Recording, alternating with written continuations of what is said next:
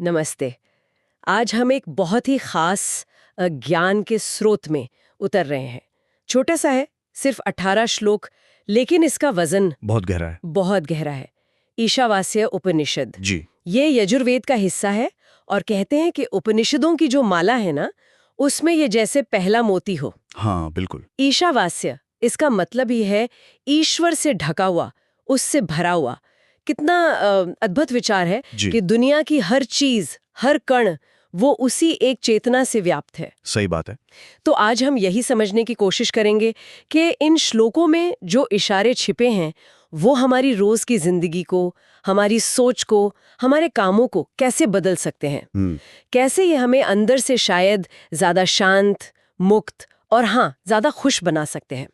तो चलिए शुरू करते हैं। बिल्कुल। और इसकी खास बात यही है, जैसा आपने कहा, कि ये हमें दुनिया छोड़कर कहीं जाने को नहीं कहता, हाँ, बल्कि दुनिया में रहते हुए, उसे पूरी तरह जीते हुए भी उससे ऊपर उठने का एक रास्ता दिखाता है। मतलब आध्यात्मिकता और व्यावहारिकता का गजब का मेल है ये। सही। शुरुआती होती है इसके सबसे मशहूर श्लोक से, ईशावास्यमिदं सर्वं यत्किंच जगत्याम जगत तेन त्यक्तेन भुंजीथा मा ग्रधा कस्य स्विधनम। जी। इसका मतलब अगर मोटा मोटा समझें तो हम्म। कि ये सब कुछ जो हिलता डुलता है इस जगत में, वो सब ईश्वर से भरा है। हम्म। इसलिए त्याग के साथ भोग करो हम्म। और किसी दूसरे के धन का लालच मत करो। हम्म। लेकिन ये जो बात है ना, त्याग के साथ भोग, ये थोड़ी कंफ्यूजिंग लगती है। भोग और त्याग ये तो उल्टे नहीं लगते? हाँ, और यही तो इस उपनिषद का कमाल है। ये लगता है विरोधाभासी, पर असल में है नहीं। अच्छा। यहाँ त्याग का मतलब ये नहीं कि चीजें छोड़ दो, भाग जाओ जंगल में। नहीं, त्याग का मतलब है उनके प्रति जो मेरापन है, जो आसक्ति है, जी। उसे छोड़ना। हम्म। तेन त्यक्तेन भुंजी था मतलब उसे ईश्वर का समझकर एक प्रसाद की तरह भोगो, अनुभव करो, पर ये मत सोचो कि तुम इसके मालिक हो। अच्छा। जब हम ये मानने लगते हैं कि भाई ये कार, ये घर, ये पैसा, ये रिश्ते सब उसी एक सोच से आए हैं, उसी के हैं, तो फिर उनके जाने का डर या दूसरों के पास ज्यादा होने की चलन वो अपने आप कम हो जाती है। भोग तो है, आप इस्तेमाल कर रहे हैं चीजों का, पर वो जो चिपका हुआ तनाव है, लोभ है, वो चला जाता है। अच्छा, तो मतलब हुआ कि चीजों को इस्तेमाल करें, लाइफ एंजॉय करें, लेकिन दिमाग में ये ना रहे कि ये मेरा है, बस मेरा, बल्कि ये भाव रहे कि ये मुझे मिला है ईश्वर की कृपा से। बिल्कुल, बिल्कुल। और देखिए, इसका एक प्रैक्टिकल तरीका भी है। रोज सुबह या दिन में कभी भी बस एक पल को याद करें, ईशावास्यमिदं सर्वम। ये सिर्फ रटना नहीं है, ये एक चाबी है। ये याद दिलाता है कि हम इस बड़ी पिक्चर के एक हिस्से हैं, एक ट्रस्टी जैसे हैं, मालिक नहीं। सही है। और ये सोची हमें अपने आप लोभ से, ईर्ष्या से, असुरक्षा से थोड़ी दूरी बनाने में मदद करती है। तो अगर सब कुछ ईश्वर का ही है और हमें भोग भी बिना अटैचमेंट के करना है, तो फिर सवाल उठता है कि करना क्या है लाइफ में, बस बैठे रहना है? हाँ, बिल्कुल सही सवाल। यहीं पर शायद वो दूसरा श्लोक आता है। हाँ, बिल्कुल। दूसरा श्लोक इसी पहेली को सुलझाता है। हाँ। कुर्वन्ने वह्येह कर्माणि जिजीविषे क्षतं समाह एवं त्वयि नान्यथेतोस्ति न कर्म लिप्यते नरे। ये कहता है कि कर्म करते हुए ही 100 साल जीने की इच्छा करो। अरे वाह। 100 साल जीने की इच्छा। हाँ। कर्म करते हुए। हाँ। और आगे कहते हैं कि इस तरह से, मतलब निष्काम भाव से, कर्म करने वाले मनुष्य को कर्म का बंधन नहीं लगता। कर्म करते हुए 100 साल जीना, ये तो बड़ा एक्टिव लाइफस्टाइल का मैसेज है। कर्म योग जैसा लग रहा है। बिल्कुल। लेकिन ये कर्म का बंधन न लगना, इसका क्या मतलब है? हम जो भी करते हैं उसका कुछ तो नतीजा होता है ना, अच्छा या बुरा? हाँ, नतीजा तो होता है, पर यहाँ बंधन का मतलब है उस नतीजे से पैदा होने वाला सुख, दुख, राग, द्वेष और सबसे बढ़कर वो मैंने किया वाला अहंकार, उसका जो चक्र है ना। अच्छा। उपनिषद कहता है कि कर्म तो करो, बिल्कुल करो, उत्साह से करो, लंबी जिंदगी जियो, पर तरीका बदलो। तरीका बदलो? कैसे? जब कर्म ईश्वर को सौंपकर, फल की चिंता किए बिना बस अपना कर्तव्य समझकर या सेवा भाव से किया जाता है, तो वो कर्म होकर भी अकर्म जैसा हो जाता है। अकर्म? हाँ, मतलब वो करने वाले के अहंकार को नहीं पोसता और ना ही फल के लिए बेचैनी पैदा करता है। तो ऐसा कर्म आत्मा को बांधता नहीं, बल्कि धीरे धीरे मन को साफ करता है, मुक्ति की तरफ ले जाता है। ये बिल्कुल गीता वाला निष्काम कर्म योग का ही सूत्र है। तो मतलब पलायन नहीं करना है, बल्कि कर्म में ही कुशलता लानी है, आंतरिक स्वतंत्रता के साथ, एक्टिव लाइफ पर डिटैचमेंट के साथ। एकदम सही पकड़ा। जीवन से भागना नहीं, जीवन को जीना है, पर होश के साथ, समर्पण के साथ। लेकिन इसके ठीक बाद जो तीसरा श्लोक है वो थोड़ा चौंकाता है, थोड़ा डराता सा भी लगता है। हाँ, कौन सा? असूर्य नाम ते लोका अंधेन तमसा आवृता तांस्ते प्रत्याभिगच्छन्ति ये के चात्मनो जना। ये कहता है कि जो आत्महन है, यानी आत्मा की हत्या करने वाले, वे मरने के बाद अंधेरे लोकों में जाते हैं। अब आत्महत्या तो हम समझते हैं, पर ये आत्मा की हत्या क्या चीज है? हाँ, ये शब्द वाकई में गंभीर है। हाँ, पर इसका मतलब लिटरल नहीं लेना चाहिए। हाँ, ये कोई छुरी लेकर आत्मा को मार रहा है। हाँ, वो तो नहीं।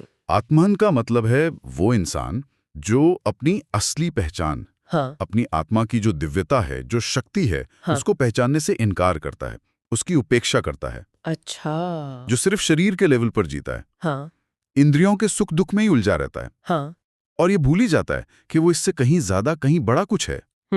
तो ये असूर्य लोक या अंधकारमय लोक कोई ज्योग्राफिकल जगह नहीं है। तो फिर क्या है? ये चेतना की एक अवस्था है, अज्ञान का अंधेरा, जहां आत्मा का प्रकाश नहीं पहुंच रहा। जो लोग सिर्फ बाहरी दुनिया में खोए हैं, बस चीजें जमा करने में, क्षणिक सुखों के पीछे भागने में, वो असल में अपने अंदर की जो अपार संभावनाएं हैं उनका हनन कर रहे हैं। ओह, वो जीते जी ही एक तरह के आध्यात्मिक अंधेरे में भटक रहे होते हैं, चाहे बाहर से देखने में कितने ही सफल क्यों ना लगे। तो आत्महन वो हुआ जो अपनी असली क्षमता को, अपने आत्मस्वरूप को जानने की कोशिश ही नहीं करता। हाँ बिल्कुल, जो इस कीमती मानव जीवन को बस खाने पीने, सोने और मटेरियल चीजों में ही गवा देता है, और ये जानने की कोशिश भी नहीं करता कि मैं कौन हूं।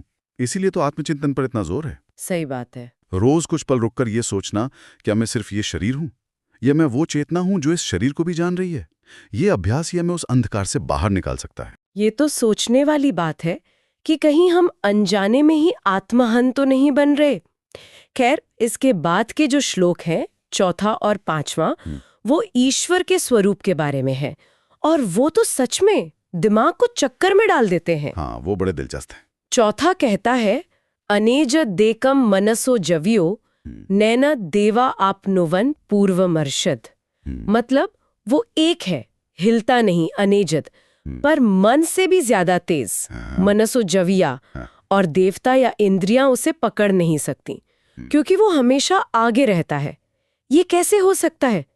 जो चीज स्थिर है वो सबसे तेज कैसे हो सकती है? और पांचवा तो और भी आगे है, तदेजति तन्नेजति तद दूरे तद्वंतिके तदंतरस्य सर्वस्य तदु सर्वस्य बायतः।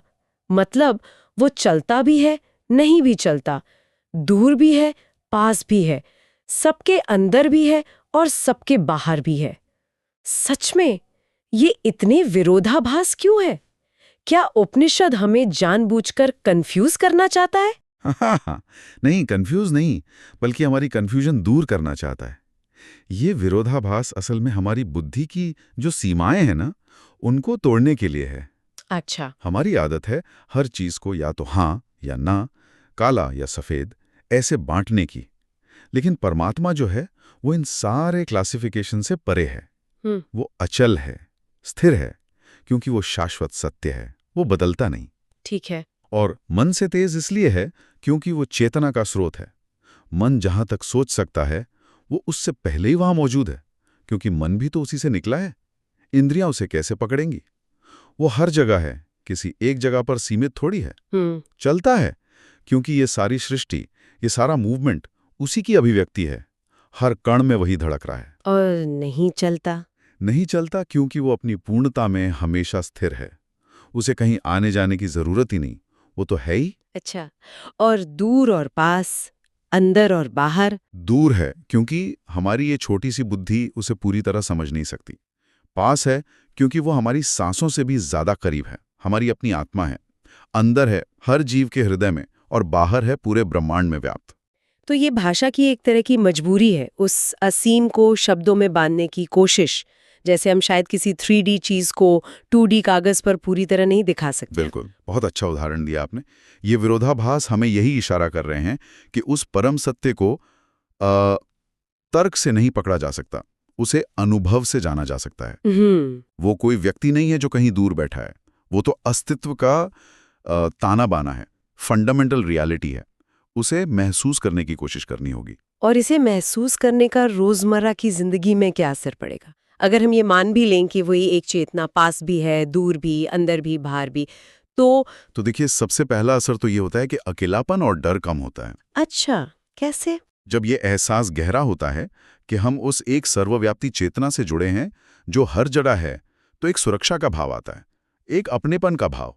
फिर वो जो सीमाओं का भ्रम है ना, वो टूटने लगता है।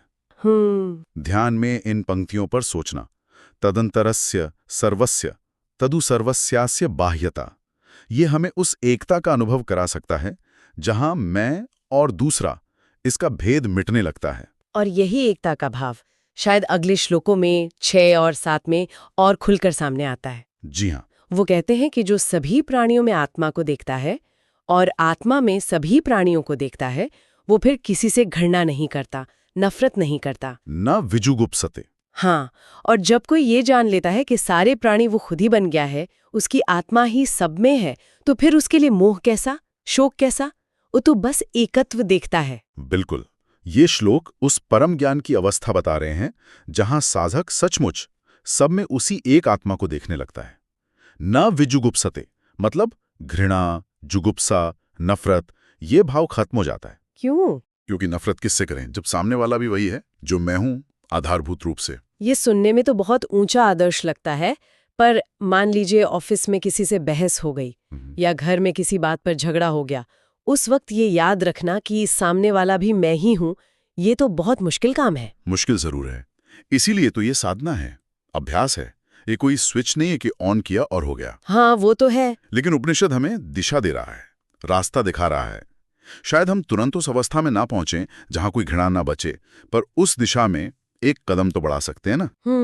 कैसे? सोचिए जरा, किसी बहस के बीच में गुस्सा आने से ठीक पहले अगर सिर्फ एक पल के लिए भी ये ख्याल दिमाग में कौन जाए, रुको, इसमें भी वही चेतना है जो मुझ में है। हाँ, बाहरी रूप अलग है, विचार अलग हैं, पर अंदर का तत्व तो एक है। तो क्या हमारी प्रतिक्रिया थोड़ी बदलनी चाहिए? हो सकता है गुस्सा थोड़ा कम हो जाए, थोड़ी सहानुभूति आ जाए, या कम से कम हम एकदम से रिएक्ट करने के बजाय रुक कर सोचें। हाँ, शायद यही तो है इस ज्ञान का प्रैक्टिकल इस्तेमाल। ये हमें समदृष्टि की ओर ले जाता है, सबको बराबर देखने की क्षमता, क्योंकि सबका सोर्स एक है। तो ये सिर्फ एक फिलॉसफी नहीं है, बल्कि रिश्तों को सुधारने, मन को शांत रखने का एक ठोस तरीका भी हो सकता है। धीरे धीरे प्रैक्टिस से ये समझ गहरी हो सकती है। निश्चित रूप से ये हमें बाहरी जो भेद हैं जी, उनसे परे जाकर आंतरिक एकता को महसूस करने में मदद करता है। और जहां एकता का बोध है, वहां मोह और शोक अपने आप कम हो जाते हैं, क्योंकि ज्यादातर मोह और शोक अलगाव के एहसास से ही तो पैदा होते हैं। सही बात है। तो अगर हम इस पूरी चर्चा को समेटें, तो ईशावास्य उपनिषद से जिंदगी जीने के लिए कुछ खास सूत्र निकल कर आते हैं। जी। पहला और शायद सबसे आधारीय, सबसे फंडामेंटल, हर चीज में, हर कण में, हर इंसान में उसी एक ईश्वर या चेतना को देखने की कोशिश करो। ईशावास्यमिदं सर्वम। बिल्कुल। दूसरा, जिंदगी में कर्म करना जरूरी है, उससे भागना नहीं है। 100 साल जीने की इच्छा रखो, लेकिन कर्म ऐसे करो कि फल की चिंता न हो, मैंने किया वाला अहंकार न हो।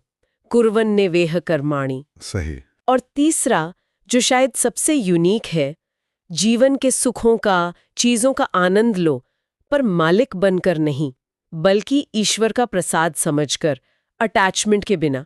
तेन त्यक्तेन भुंजी था। बिल्कुल सही कहा। ये 3 सूत्र अगर मिल जाएं, तो एक ऐसी जीवन शैली बनती है जहां इंसान दुनिया में पूरी तरह एक्टिव रहते हुए भी मन से शांत और मुक्त रह सकता है। फिर आध्यात्मिकता कोई अलग कोने की चीज नहीं रह जाती, वो जीने का तरीका बन जाती है। अंत में मुझे लगता है ये उपनिषद हमें एक गहरी विनम्रता भी सिखाता है। ये याद दिलाता है कि जो कुछ भी हमारे पास है, यहाँ तक कि ये जिंदगी भी, असल में हमारा है ही नहीं। सब उसी एक सोर्स से मिला है, उसी का है और उसी के लिए समर्पित होना चाहिए। सब उसी का है, उसी से है, उसी के लिए है। ये भाव अगर मन में बैठ जाए तो जिंदगी कितनी सरल और शुक्रगुजार हो सकती है। बिल्कुल। और जाते जाते बस एक विचार छोड़ जाता हूं सबके मनन के लिए। जी। अगर कोई सचमुच कोशिश करे अपने पूरे दिन में, छोटे बड़े हर काम में, हर मुलाकात में, हर चुनौती में, उस एक दिव्य उपस्थिति को ईशावास्य देखने की, याद रखने की, तो उसका दुनिया को देखने का नजरिया, उसकी भावनाएं, उसके अनुभव, वो कैसे बदलेंगे? क्या दुनिया वही रहेगी या अंदर कुछ रूपांतरण शुरू हो जाएगा? ये एक प्रयोग है, करके देखने जैसा है।